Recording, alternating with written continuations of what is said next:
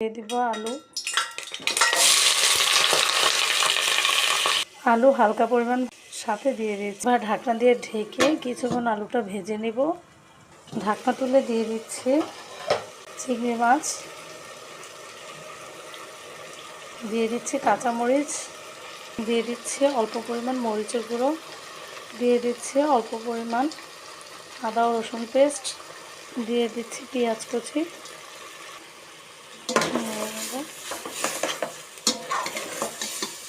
দিয়ে দিচ্ছি এবার ঢাকনা দিয়ে ঢেকে দেব। কিভাবে ঢাকনা তুলে দিব করলাগুলো, সাথে দিয়ে দেব আবারও পেঁয়াজ,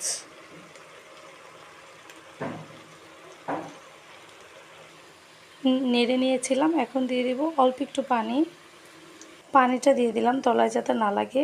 এখন ঢাকনা দিয়ে ঢেকে দেব। চুলার জাল পুরোপুরি বাড়িয়ে দিব। 2-3 মিনিট পর মিডিয়াম লো লেভেলে রাখব। এবার ঢাকনাটা তুলে নিব। হয়ে গেল আমার করলা ভাজি করা। এভাবে আমি বেশ কিছুক্ষণ ঢাকনা খুলে কষিয়ে নিয়েছিলাম। ঢাকনা খুলে এভাবে কষিয়ে নেবেন, তাহলে আর ভাজিটা লাল হবে না, সবুজ সবুজ থাকবে। আল্লাহ হাফেজ। শেষ হয়ে গেল আজকের রেসিপি।